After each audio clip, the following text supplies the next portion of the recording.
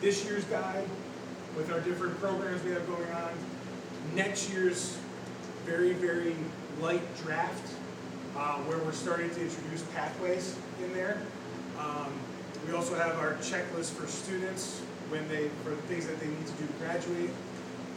But our goals at the high school for this year is increase that ally program. Last year when we did surveys at the end of the year, we had 78% of the students respond that they had an ally within the building when it came to a personal problem, and 89% of the students responded that they had an ally within the building when they had a school problem, meaning an academic problem.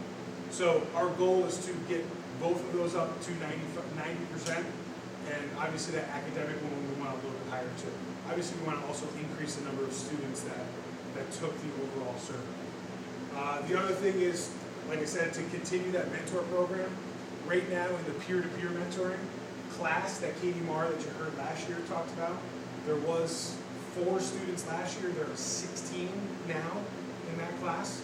So it's quadrupled in size, which means that we'll be able to go to the middle school. It is purposely 9th period so that we can utilize 10th period as well. We'll be going into the middle school and then also working our way into the elementary school to get peer-to-peer mentoring there as well. So it's starting to grow. You'll hear the common theme of decreased chronic absenteeism. My building, being the oldest students, were some of the worst when it came to chronic absenteeism, especially the seniors, which is strange to hear, but so we actually met this morning as a faculty, started to talk about incentives, things that we could do to decrease that chronic absenteeism. And then finally, it's overall increase the region scores. As I've talked about before, that COVID guideline of having to only get a 50 to pass the regions is now gone. And we did unfortunately utilize that. And so now we have to really push the envelope and increase that rigor in the curriculum so that every student is getting that 65. So that's kind of it for me. The next part of the presentation, I'm going to invite all of you, including the public. We're going to visit 2 classrooms. The first classroom we're going to visit is Margaret Madonna's classroom. Who will be presenting there is Kayla Raimondo, who is one of our art teachers. She is starting an interior design class this year. Those are our new classes for this year. So what she did at the end of last year into the summertime was completely revamp, rehaul one classroom. Turned it into a little bit of an HGTV theme vibe. And this year within her, she wanted to use it as an example, kind of speaking for her, she shouldn't think. But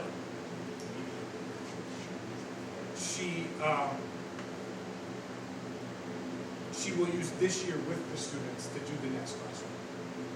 So we're going to go talk. You'll either ask her questions you want. She's got a nice video that her and Quaker put together, which is that HGTV kind of theme vibe. And then finally, we're going to go over to the agricultural room. You'll meet Ms. Mizuraka, and there's also a student there, Kylie Slater, and you'll hear all about the ag program. Before we do that, though, I want to bring up Bella Boucher. Bella is part of our, you'll see it on the next part, our student liaison part. She is part of our student council, who will be talking about kind of what they do overall, what their plan is this year, and I'll also talk a little bit about homecoming weekend. Ready? Yeah. All right, you don't need this. You're fine. Okay. Wait, go to the next one. If you can, please.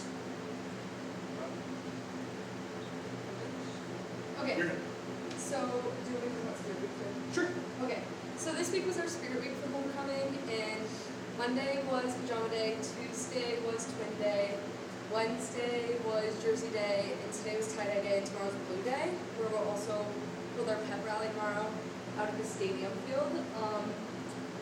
We are going to break it off by student section and do fun games for the kids, and then we're going to do holiday events. We're going to host a school-wide assembly. We're going to award scholarships to seniors, and in October we're going to do the jam, the pantry food drives, And then this October collection where we donate to a nonprofit. And the Equinox Community Thanksgiving Dinner, Village of Coxsackie Tree Lighting, and benefit dinners. So our goals for 2023 and 2024 are to have this October drive, and we're trying to find a nonprofit to donate them to now. And then we're planning on doing All For You Dad. It's a school-wide assembly that we're going to hold hopefully every year, and she's going to come in and talk about texting and driving. And then the pantry drive, and then all of our other events. So. Do you want to talk about that? Do you know much about that? No, I don't know much about that. Okay, that's fine. Do you want to talk about what else we're doing this weekend? Do you know the schedule and stuff like that? Yeah. So Friday night, like Bella said, our pep rally's tomorrow, last period of the day. And then Friday, tomorrow night is our homecoming game against the Conic Hills. And then Saturday, as I like to call it, is Wilkinson weekend. Every one of our teams, JV and varsity, are playing on Saturday at some time here at home. So he worked it out scheduling wise that from I think 1 o'clock all the way up until 7 o'clock we have games going on. Okay. So that's it for our update from student council and for myself. So we're going to head on over to Margaret Madonna's classroom where Mr. Ramondo is going to present. Come on.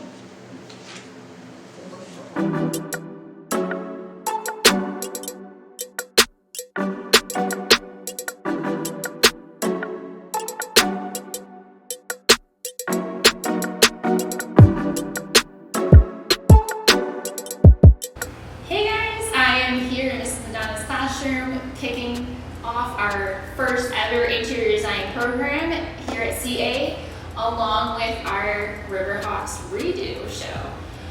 On our first episode, we have a classroom transformation from top to bottom, and it is to showcase all the exciting things we do here at CA in the English classroom, Mrs. Madonna's room, where we are going to surprise her and her students with a reveal.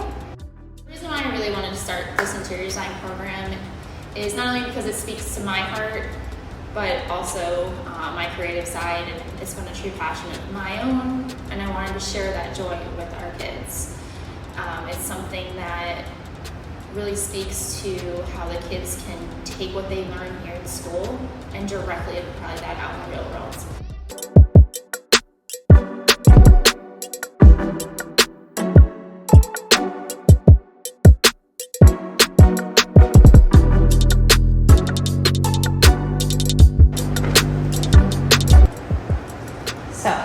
Margaret's going to be here in about 5 minutes.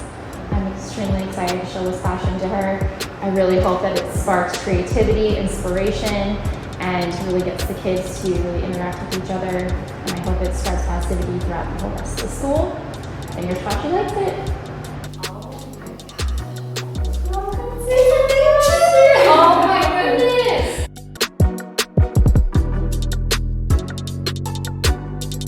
This is amazing. Alright, so we'll take you on a little tour.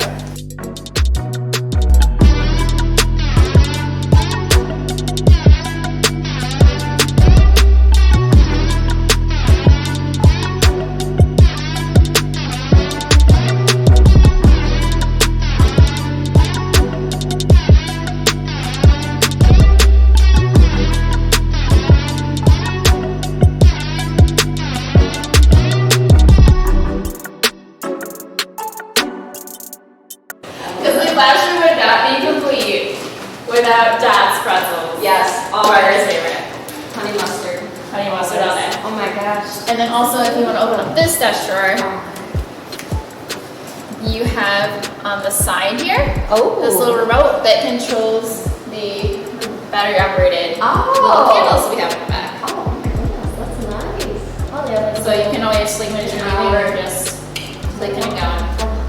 And behind you, there's So, after seeing this, I cannot wait for my students to come in and be able to, take ownership in their own classrooms as well. So, for them to be able to come in and see this space totally revitalized with color and lights and bright colors, but also come in and still feel like a calm, comfortable environment so that that they feel welcome and that they're able to, you know, collaborate with their other students and really feel like they can come here, still learn, but also, you know, be surrounded by an environment that also inspires them. So I think that's super important. So I cannot wait, and I think this is going to set the year off wonderfully.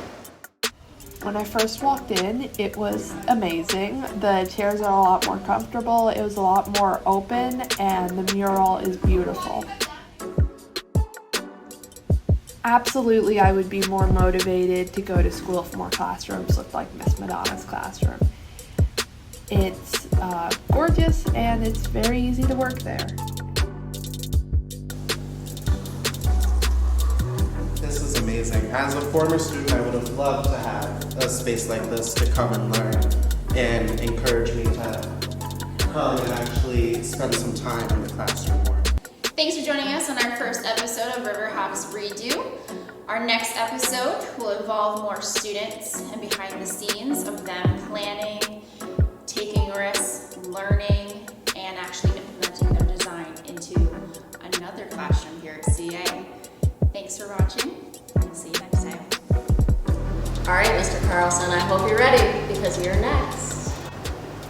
Just having the reveal and showing just the immediate reaction to how people feel about a space, and then the long-term effects of that, how they're going to be sitting in the seats and they're going to be enjoying this and feeling more a part of something bigger than themselves, and also just kind of having fun and wanting to be in school. One of the things that we looked at was our attendance rate, and with attendance it was lower in high school. So thinking about the whys and hows we can create a space where kids want to be in the seats, learning and being excited about what they're learning is what this is all about.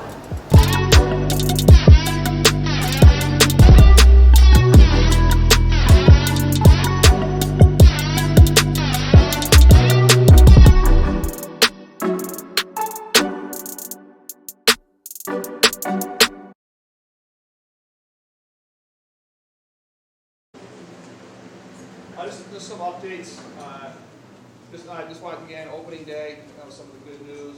We had our opening there before Labor Day and after Labor Day, and Mr. Donahue was there to welcome everybody on behalf of the board. He did, as usual, another great job of setting the tone for the district. And our theme, this year, we still have to cover the themes, kids first. But we really want to emphasize the idea that all kids can. All kids can be successful, they can all reach their goals, and then likewise, all of us here at CA can as well. We have the capability, the capacity, and the collective efficacy to as well help every kid achieve their extraordinary success. So we talked about that, presented those ideas. Of course, we introduced all of our new staff, which is I think in your minutes as well. We talked about the challenges of everybody can doing something. Everything from FOPO, fear of other people's opinions, to just always get a chance to get back up on your feet. One of our core values is to have hope and take action. And so how do we continue to have hope in ourselves and our colleagues, and then take action is good for kids. So good opening. I think the teachers appreciate it. The staff having Friday pretty much to themselves to get to the classrooms and get ready and such like that. And we did all the opening day kind of things on Tuesday before the kids showed up. It's been a good couple of weeks, knock on wood, so to speak. Talking with principals and the staff. Kids are getting back into routines, everything in that regard. So good opening in that regard. I do want to talk a little bit about just reporting out opening enrollment here. Again, this is as of this week. It's not our official enrollment. That comes in October. And we do our state reporting, but right now, just so we do apples to apples, looking historically, K-12, 1,097 students. K through 12, we have 54 in pre-K in addition to that, for that. So you can see kind of breakdown by grade level, as well as for the two elementary schools as well. All right, so a little bit of a dip, not much from last year.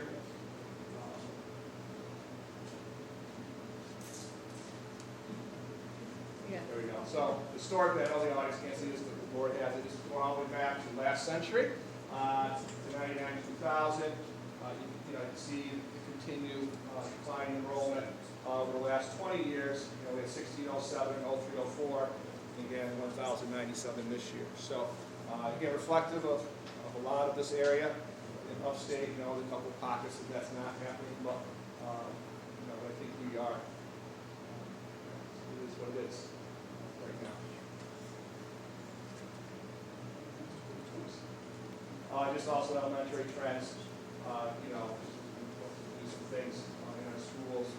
See where the schools were in 07, 08, compared to 9 as far as enrollment goes. And this is K classroom size. Actually, this classroom size is K for each of the buildings. Pretty consistent class sizes. Another update, Parent Community Council, we had our first session this past Monday, 6 parents there. So really it's about coming up with new topics for the upcoming year. So some of the topic list, they've heard as capital project planning going on, so they're interested in that, so they want to possibly hear more about that sooner than later. In that regard, so they can make sure they have good information as well.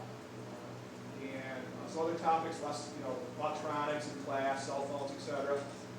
Back to basics and just as far as reading and math and science work, etc. IEPs, helping parents understand the process of how IEPs work, as well as face-to-face meetings, report cards, signing off was a it was another topic. So then after we gathered all the topics, we had to prioritize them into so we can figure out what we're going to do with the next scheduled meeting, which is Thursday.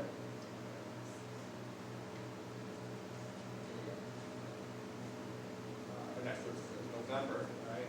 I did put a question mark about capital project. That's a conversation we have with the facilities committee if you want part of this, a session with them or not in October. But November, we're going to look again how to help families support students being school ready, the IEP process, and also the pre-K enrollment process. Right? The board aware of those different, with the Circle of Friends, integrated classroom, which follows some different set of rules, if you will, because they are under the offices of family services as opposed to under state ed. Just making sure we get better at communicating what pre-K is and what it's about for incoming parents next year. The January meeting will be about back to basics and state tests and what they measure. Is that what we value here at CA? March, the use of technology, how to balance all that, social media, just things that parents are dealing with. And May, we left open for right now. I will, this is a sidebar, and we'll push this reminder out again to parents, but we are again offering monthly webinars for parents on helping their teens and kids, not just teens, their kids with being kids, all the different topics that parents oftentimes are struggling with. So we're going to offer that for another year. Again, we've had good feedback from those parents who do sign up to watch them. And again, if you do sign up, you don't have to be there that night. So if you sign up, it happens to be soccer night, you can catch it another, you can go back and watch it another night. Social media litigation, I just want to bring this up. This, it's going to be on the agenda later. We've been asked and advised that it's okay by our attorneys to be part of a class action suit against the social media companies. It gives us an opportunity for us to get a little bit of financial reimbursement for the expenses we are, if you think about the resources we are now putting into to help students because of social media, and we all know what that means. I don't want to detail on that. So, it's opportunity. There's no financial obligation to the district. There's no financial liability to the district for this. Any fees that the attorneys will have, they just paid out of that compensation. Then legal claims, again, this is a similar process that we as a district participated in versus the Juul in the vaping companies last year or 2 years ago. It's the same type of process. It's a common process that's been used in the past with different things. Or we voted on to allow us to sign off on that.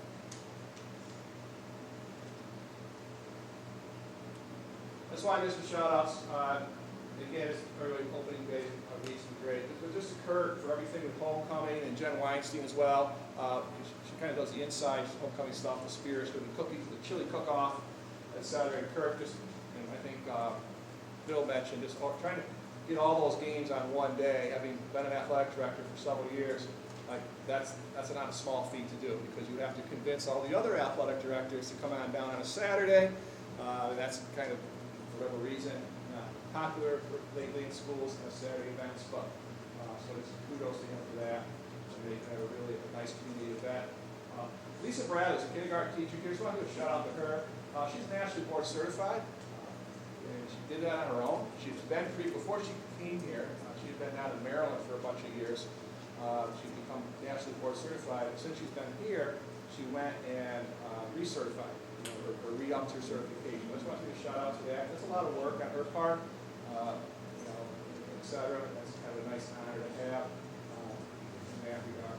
And then Andrea Slater, our many hats person here, our registrar, and Andrea experienced what the month before opening school was all about, and people coming in every day, registering their kids, not just for kindergarten, all the way up and down the line. We had 21, I think, new high schoolers coming in this year, from other districts, something like that. So that was kind of an interesting dynamic. Usually we don't see that many high school kids. So just kudos to Andrea for getting through all that a first time, and Ted Nugent for helping her out. Succeed. We've been doing that for several years. Ted will always be there to help. And as you notice on your agenda tonight, Ted's going to become our COVID coordinator. Right? So hopefully not be a busy job, going forward, but it's still something you want to have somebody on top of those things. So I'm going to show some of my updates.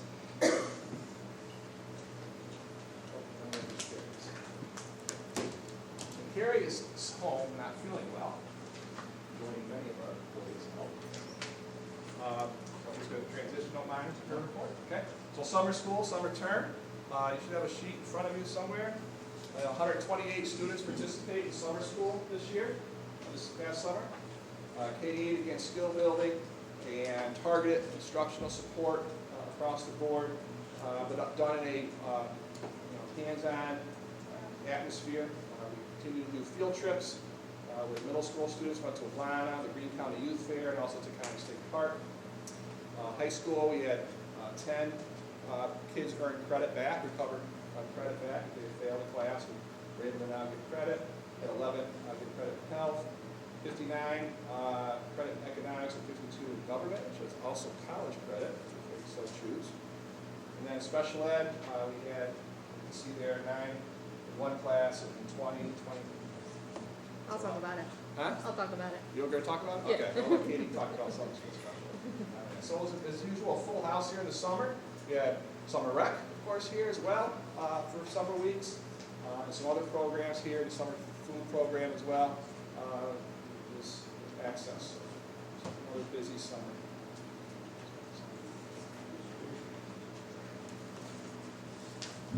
And Mr. Ryan, business?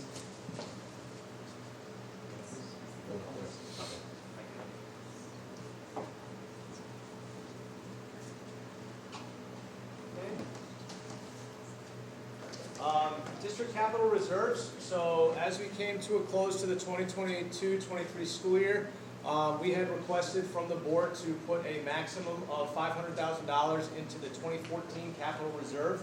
And in looking at that reserve, what we've already spent out of it, we spent $52,007 in the 2016 capital project. The 2019 capital project, we took out $175,000. And the way that capital reserves work, if you recall the conversations we had in budget season last year, you can only put so much money in.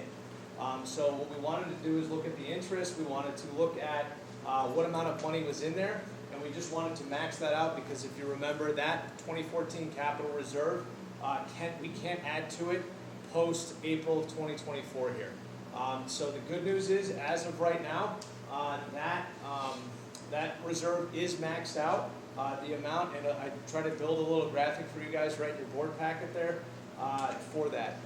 Does anybody? And then what we're also going to see later in this meeting is You'll notice we didn't use that entirety of that $500,000 because we couldn't, right? We could only add so much to that reserve. And what I'd like to do is just with, hopefully upcoming capital projects to the district, I'd like to consider moving money into reserves. So you'll see a similar resolution later on in today's board agenda to approve up to $500,000 in the 2023 capital reserve that was voted on by voters back in back in May. Does anybody have any questions for me about capital reserves? Okay. All right, we do have finally a good update on the motor that we're missing for the high school air conditioner. The first time we went to order it, we ordered it, and the motor that was on site down in Texas, the company had mislabeled. So we went through another vendor and went around the runaround, and the motor that was in their yard wasn't the right one either. So finally we got the right motor, and hopefully it's going to be here at the end of October. Seems to be the trend with some of these vendors lately is just getting correct information. So we are happy to say, fingers crossed, it should be here on October 30th so that we can install it here in the library. The motor controls the airflow in here. That's the fans going. So it's good news there. Any questions on that for me? Okay. The 20. Did we pay for it already? No, we don't pay until it arrives. All right. Yeah. The 22-23 capital outlay project is finally done. The vendors came at the very end of August and finally got that done. The two doors in CE were part of that. The one on the end of the cafeteria, the double doors there, and the door on the back side of the gym, I think it was door 44 and door 39 on the back side of the gym. Brand new doors, and both of them now have key card access. In addition, the door 37 on the back side of CE also got key card access. In addition to upstairs and the bathrooms, we got the push button entries for handicap accessibility into the upstairs bathrooms. So I'm glad that's done. We've already got a very similar RFP for this very similar project down at EJA for the same location of doors and the same key card access readers and the same push button things upstairs. We just had to go that part's up in the air. We haven't really talked about that as the facility's complete. Does anybody have any questions for me about the capital outlay project that's finally over? Great. And then I did want to give just a congratulations. We will see them before the October meeting, right? Yep. Irene Van Wee is retiring on October 15th from our custodial unit, and Dave Teeter is also retiring on October 31st from our custodial unit. So just want to say congratulations to both of them. It's been fun to work with them. And we did post for a cleaner and a custodian. You'll see later on in the minutes here, we've actually looked to hire 3 part-times because we couldn't fill the full-time at this time. Any questions on the plan with custodians? And just a couple other things that came up after this was printed that I just wanted to quickly update us on. You'll notice on the back side of the high school there's a bunch of old desks and tables and everything out there. The dumpster I think is arriving on Monday. That will go into the dumpster and we won't have to look at it anymore. I want it gone as much as all of us, but as you guys know, we have to get those things approved and then into the dumpster and off they go. We have tried to in the past, because somebody on the board had asked last time, sorry I don't remember who, we have tried to sell those desks before to no luck. So the audit is wrapping up. I will be in touch with the Finance Committee, hopefully in the near future, with a date for them to come meet with the Finance Committee prior to them reporting to the board as a whole at the October meeting. And then finally, there's some contracts for approval later on in the minutes, intermunicipal agreements with Catskill, with Greenville, and a couple vendors, and just wanted to know if anybody had any questions on those.